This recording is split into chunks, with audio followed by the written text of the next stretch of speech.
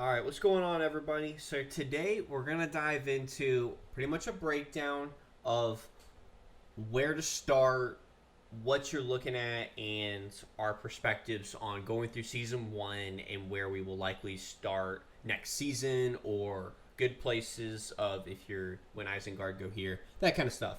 So let's dive right into it. So first up, we're gonna start with Arnor, Arnor. I pronounce everything wrong, sorry. But so let's start off with their ability. Land of the Kings reduced construction cost by 5%. That's all right, but the one thing I In don't, comparison to the other ones, as yes, we'll go over yes. them, it kind of falls short. The reason why is this is only good at the start, but some of the other ones are a little bit better in my opinion. But this is good for helping you get started. But 5% is not going to be a game changer. I will say that much. Rangers of the North, solid tier 4 unit.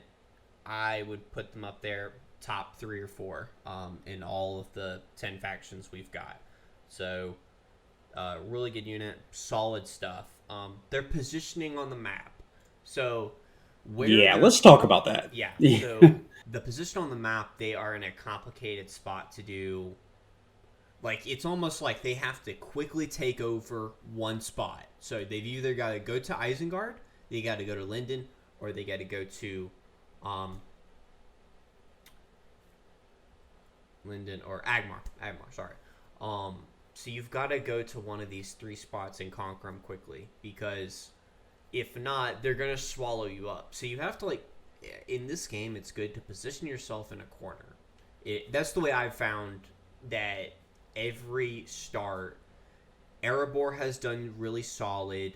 Mordor has gone solid. Now, in our server, they got conquered very easily. That was mainly because the player base was so low. So I'll give them that. But I've seen generally Gondor has done relatively well. The ones that I've seen do bad is mainly Isengard. Arnor's been conquered a good bit, so is Rohan. But their positioning, though, is interesting. I like to see them go quickly. So you've got to have a good deal of communication with your group on this one. Um, that's mainly my thoughts on Arnor. I don't have too much else to say on them other than their positioning makes them in an awkward spot overall. yeah. The positioning of Arnor kind of it puts them in a hard spot because they have to react really fast, and the problem I have with Arnor is even if you go up towards Agmar or you go bottom towards Isengard, you still have Linden because again the goal is towards the ring, and Linden He's going to cross you.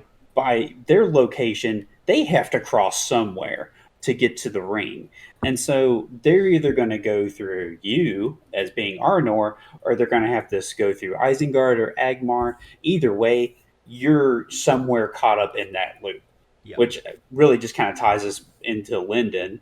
So, Going discussing Linden next. So we have Linden at the far left of the map, which is probably the furthest. If you're looking at the map from a top-down view, really puts them the furthest distance from the ring. wise away from the ring. And but to help compensate for that, they have a really good location being at the corner of a map, and they have a really solid tier 4 unit. Yep. The no go And long that, shots. yes, which gives them a great ability. They pair really well with dwarves and like unit commanders like Gimli that have a lot of bonuses there between dwarves and elves. And Yep. so there's a lot of pairings that you can do there. They've And also got so, praised land. Wood and grain collection yield 10%. So just off the yes, bat, I mean, they're able to fund their armies so much, and wood and grain is mainly what you're using for archers. So it kind of goes hand in hand if you're able to compensate them starting with like a lower area. Um, you're able to farm up very easily. This is a good late game skill. For wartime, this is crazy strong because most of what we were running into, with our Swan Knights was they were so costly on food. You It couldn't was keep up. the grain was killing. I was having to harvest every time I got Yeah. energy up Yep. to keep Absolutely. running them. But talk about the commanders real quick. I accidentally forgot. Arnor, you start with Faramir, solid starter. Really good stuff. As y'all know, Faramir King. Y'all know how it is. But kind of did a little bit of a video on him, breaking down how I have him built. He's a really good starter. He's a cleave unit, if you want to call him that. A lot of his damage is done in tiers or rounds 1 and 2. But in those rounds, he does a ton of damage and also heals. So that's also solid stuff for him. But Haldir as well. This is almost like another one of what I like to call like a round 10 unit. He's got poison damage. He's the only one that you can pair eagles with, and they work really well. Like eagles, in a ranged unit combo, he is so good. But leaving the commanders, just they're a good starter though. He's got a really good starting ability going down the top path, and so he's a good starter nonetheless. So you're set up on that end. So let's dive into Agmar. So they've got Steel Home, siege damage 5%. That's the worst one. I'll just call it right now. That's the worst one. Siege damage is something you shouldn't even remotely care about. Once you get into when you're warring and you get into the war declarations, you would rather want your bonus to be somewhere else because you're not going to have any trouble doing damage to buildings. And at 5%, that's really negligible. You're really not going to really see a whole lot of that. You're not going to be like tearing down fortresses at the 5% is kind of negligible. This is kind of sad to see. I hope to see something else replace this, if I'm being honest. But they get the Or it just needs more of a percentage, Yeah. like maybe like 10 or 15, to actually see somewhat of a benefit. Maybe you wouldn't need to be so much in a war period to actually attack buildings. Yep. So, anyways, But they get the Fallen though. Solid tier 4 unit, really good stuff. Pairs well with every one of their commanders. Besides, who were we just talking about? The orange dude, the captain looking one. I can't remember his name now, but he's the only one that doesn't pair with because he's not orc. Gorbag. Gorbag. He's the only one that doesn't. Yeah, because Gorbag is orcs only, really. Help Assault ties into commander, madness. Position on the map. They're a lot like Gondor. They're sectioned out by their natural things. They just have more of an opening to Linden, Arnor, and Lothlorien. But they're protected from Erebor a good ways up at the top. They've kind of got to go out of their way. I like their positioning. Honestly, if I was evil, I would be swapping in between Agmar and Mordor, in my opinion, for the positioning on the map. Really solid stuff. But not too much to talk about besides their hero being an absolute monster, just an absolute beast. One of the best starters. Probably, Just like when you look at a commander and you're like, what are you going to level first? When it comes to Agoth, you just want to level everything. Yeah. It is just like that because when you look at some good commanders, you're like, oh, I want to follow this tree a little bit more than another one. No, with this guy, you just want to level everything because he's just that good. Yep. But that mainly goes into Rune. So, Eastern Traveler, damage dealt to non-player armies plus 10%. This is nuts. This is it. You should be the first person capping a 50, on the server easily. Your commander does an insane amount of damage. He's a lot like Azog. Everything's pretty much good. And they get damage dealt to non-player armies. So that means whenever you're taking a 50, 40, you are going to be the fastest people getting tiles in the early game. First 24 hours, man, you're just on the ball getting it. I hate their positioning. You got to go up against Mordor. You got to go up against Erebor. But you're only go up against those two. For the other ones, they're more concerned with everyone else. Arnor's concerned with like 4 people. Gondor's concerned with Isengard, Rohan, and Mordor. Run's only concerned with two factions. That's Erebor and Mordor, which are two strong factions. Don't get me wrong, but you're mainly concerned with those two. But they have a good tier 4 unit to help back them up. Yes, the War I would Chariot. say when you look at all the tier 4 units, their tier 4 unit is somewhere on the lower side, but their tier 4 unit is Good geared against towards fighting melee Erebor. units, Mm-hmm. Yep. which is good for fighting Erebor and Mordor. So they're really in a good spot. And then because Gondor is so close, they're really good Swan Knights and against Marshals Swan as well. Knights. Yeah, so they're in a good position To actually with where they're utilize their at. units. Yep. Yeah, and they have a good solid path to the ring. I mean, it's Yep. literally right in front of them. They're not having to go through anybody to actually get there. It's right there in front of them. They when you look at their position on the map, they're one of the best. Yep. All right, but they're a good. They've got the only thing that's really negative about them is they're just fighting two of the best um, units in the game. So you might be conflicting with some early war. But let's dive into Isengard.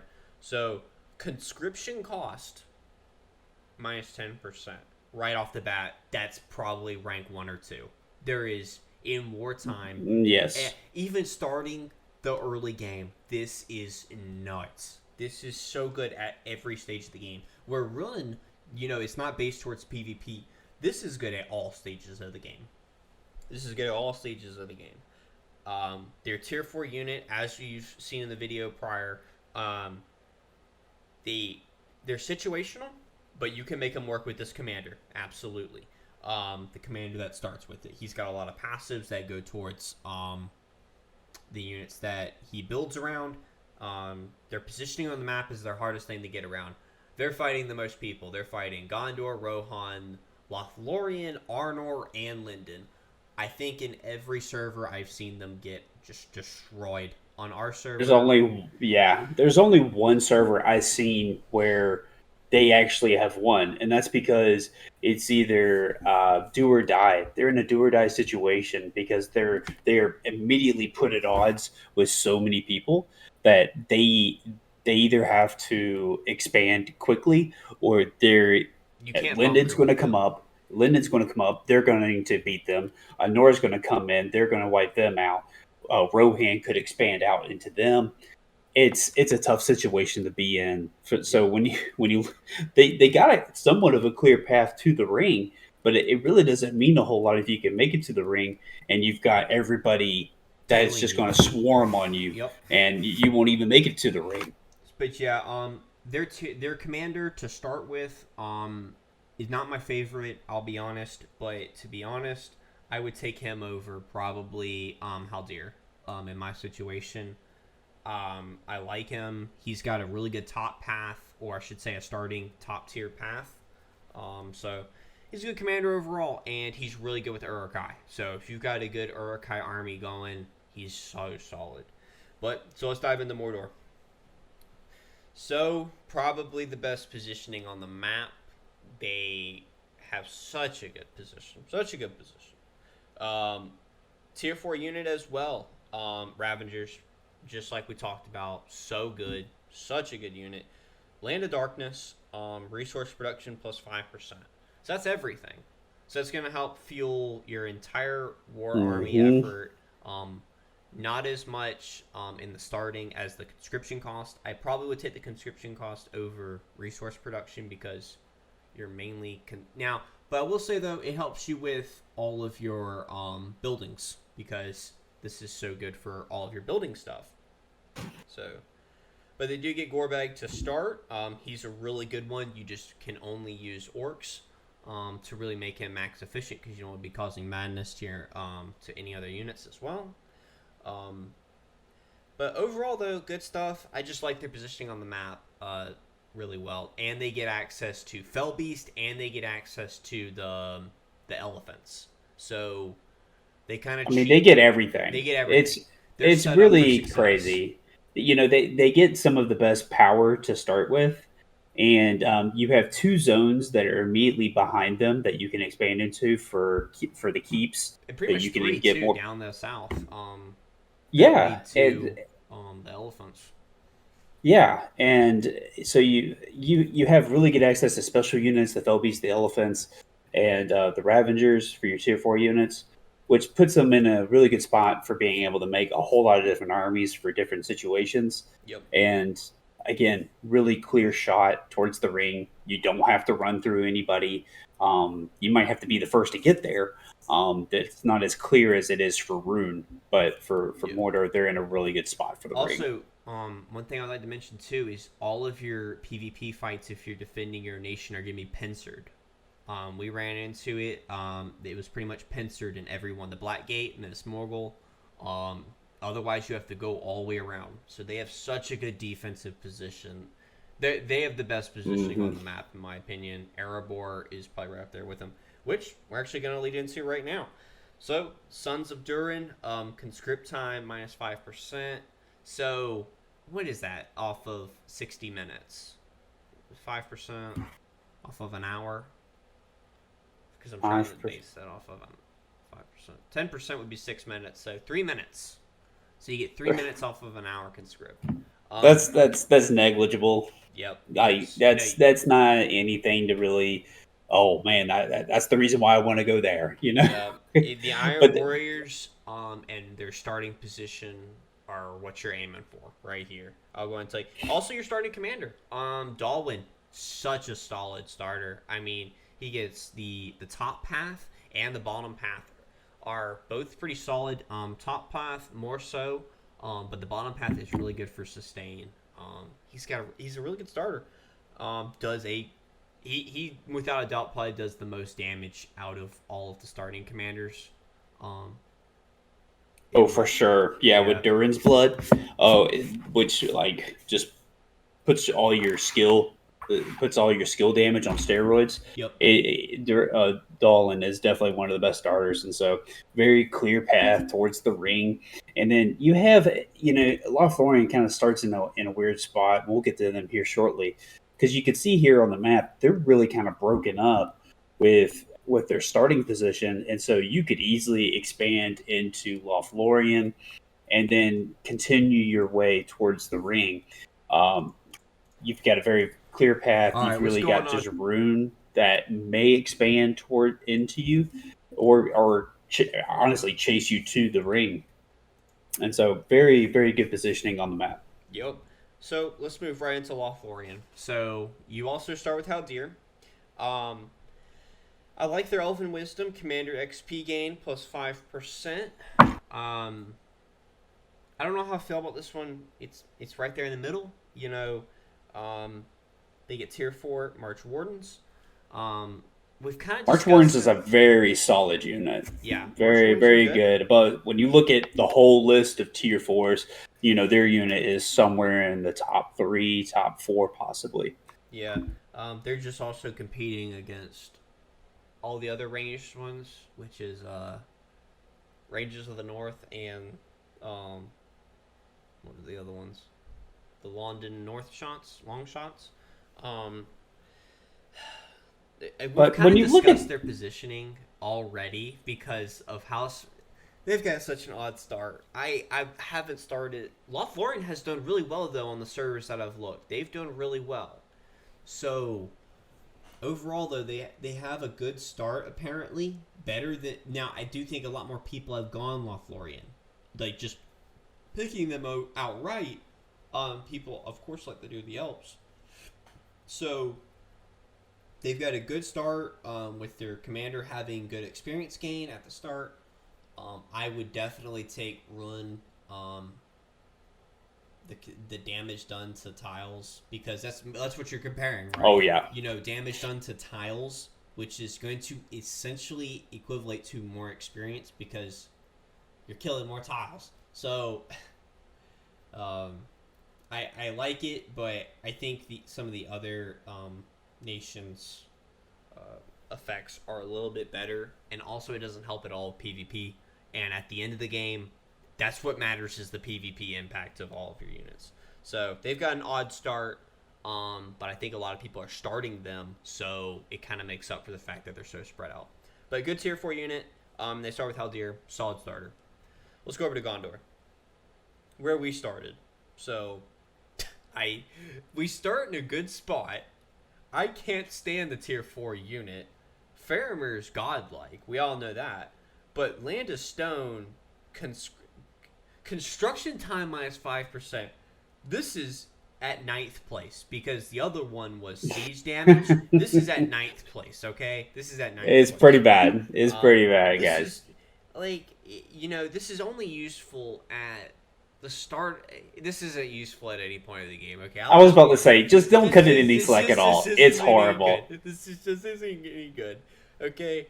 I saw what you're trying to do, but you just can't do it. It's hard to justify this. This needs to be changed to something else. I can't stand this. You can't really sit here and say, "Oh, this helps me progress." You're gonna log in to probably after being off for about an hour, and most of your stuff's gonna be done by then if you were getting it done. So even on the ones where it's like 40 hours for like the Swan Knight making, or 24 hours, 5% of that is half an hour. I think my math's probably horrible, but It's not that much. I don't have much to say on Gondor other than they have a really good start. They're positioned a lot like Mordor. Water actually cuts off so much of the map for them. Like they have a good defensive station. We've been defending them really well. Like we've been broken into several times now. Agmar tried to pull something on us. Arnor tried to pull something on us. Same thing with Mordor.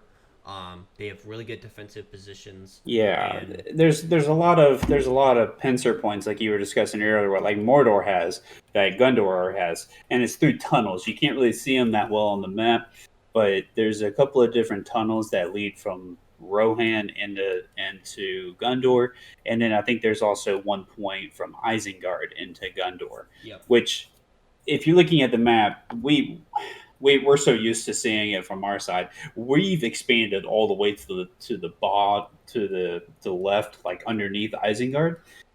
That's really all of Gondor on our server, and that's because it's a really good expansion for Gondor. It really kind of flows naturally for them to just expand to the left, then come up either through Isengard or Rohan as you start to go towards the ring.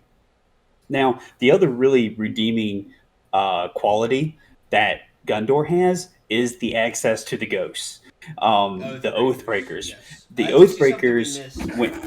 When you look at the Oathbreakers and you look at all the other special units that are in the game, Oathbreakers are definitely within the top one or two units, and that's because of just one little ability that they have, which makes them not take any physical damage at all. And like okay, and 85% of this game is physical damage at the moment. Exactly. So like we send full teams of ghosts of Oathbreakers into battle, and there's sometimes where we'll read the reports and they don't take any damage at all. Yep. They'll say such and such casted an attack, did not it failed, did not land.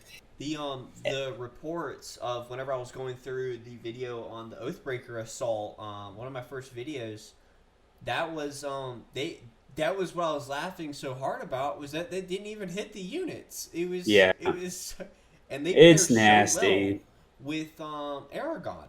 So because he does so much damage, so I mean it's. So they have all that access to the ghosts, and so as you come up and fight towards the ring, man, it's going to put you in a good spot because you've got a lot of power that you can obtain to the left side there of Gondor, and you've got the ghosts, so it puts you in a good spot. Now you will never get. We just now got eagles, but that's only because we got to the ring and then we hopped over and grabbed some eagles. But yeah, we will never get the beast shapeshifters. Never get those. They're all the way up in Erebor, but Erebor will never get the ghosts though. So, or you might be able to get them, but it'll be so far late in the game that the server's probably been decided at that point. So, but I will say this: you are the only reason why Mordor will probably not reach the ring is probably because Mordor will beat Gondor, and vice versa. I think that there's just some natural competitiveness of just looking at each other, just being like, well, one of us is going to murder the other, and the victor will decide whoever rules Pretty this side of the much. map. So Pretty that's much. what happened on ours, and I've seen it before. Red always goes in the my Gondor's area. But all right, then let's talk about the last one. Y'all have been watching long enough. So Rohan. Okay, so March speed plus 3%. Never mind. Siege damage has been bumped up to 9. This is the worst. I don't know. 3% is not even remotely negligible. Yeah, That's some of these bonuses really need to be adjusted to like include like another like anywhere from 5 to like 10% extra to actually really see a difference. Yep. 3%, 5%, you're really not going to But see any effect. they are the only one. They are the only one that starts with Eowyn, which is a really good starter, but she's only good with cavalry. So the way that she starts is she's a really good starter, but you have to run cavalry. And whenever you run cavalry, you run into running more troop cost. Um, so that's probably the main reason why it's tough to go Rohan and make them work is because of how much they cost to conscript at the beginning of the game. Yeah, and you have the land issue when it comes to Rohan. Just put aside the fact right now of the other alliances. Like you just start off with when you look at Linden, you look at Arnor, and you look at Mordor, who have some of the largest land that you actually start the map with, and you compare it to Rohan, they're just in a sorry spot Yeah, for how much they're land they have. fighting. They're fighting 4 nations, and let me tell you this much: everyone is gonna go through Rohan to get to the ring. Pretty much. Yeah, I don't know what it Everyone. is, but that is just it. Like Rohan, I haven't seen a good result from a one single server for Rohan yet. I might be wrong about that, but I haven't seen Rohan win a single server yet. Yep. So That's mainly been it. They they're still close have. to the ring. They're probably one of the closest. I mean, if you take out the elves because the elves Lothlorien, they're kind of in a weird spot being so split up, but they're one of the best positions to get the Hey, ring. that three But percent of again, our it doesn't speed's mean coming a in whole lot somewhere. if you can get to the ring and be in the position that you're in. It's just really bad positioning. Rohan probably has the worst positioning um, for starting and all the way to like mid game.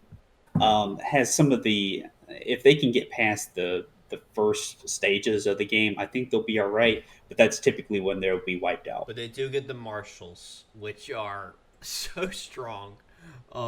They are Yeah, the best marshals with cavalry. Aowen, pretty Yo, good setup. yeah. The only I would put cavalry. If I was just running through, not throwing the war chariots in there, I'd put marshals at 1, fallen at 2, and swan knights at 3. Easiest. Um, yeah, marshals are so good. There's so much damage in round 3. By like round 3, you've already killed half the enemy. I mean, don't even bother anything else. But yeah, that's our full breakdown of pretty much all of the starting factions, all of kind of going into commanders you get a little bit of things like that. Hopefully, this will help y'all decide on where you're going next season for season 2. If you're just starting out, kind of just use this as a little bit of a resource to help you get started, what commanders to go with. In my opinion, what I would do is I would start 2 accounts on both servers or on 2 servers and go good side, bad side. Take a look at the commanders. To be honest, we should have done that because we would have gone evil 100%. I kid you not. It was like I asked the group, where are we going? I voted for Rudd. Everyone else probably go Gondor, so we went Gondor. There isn't enough time to swap. You don't have enough energy to really get. You don't have the resources to get both good side and bad side units.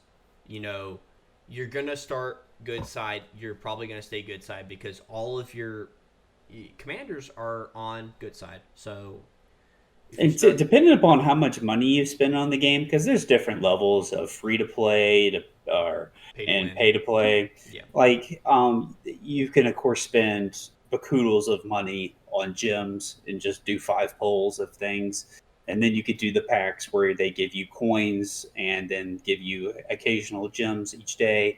Um, but you just, after going through a season worth of getting respect items for commanders, you just don't want to simply reset that, without just throwing money at the game. So, Yep. anyways, Absolutely. But that's our full breakdown. We hope you enjoyed. I know it's a long video, probably our longest one, but hopefully y'all find this useful, and we'll see y'all in the next one. This is IPP, my kids IRL, this is Sir Chubulous. and we'll see y'all in the next one. Peace. Peace.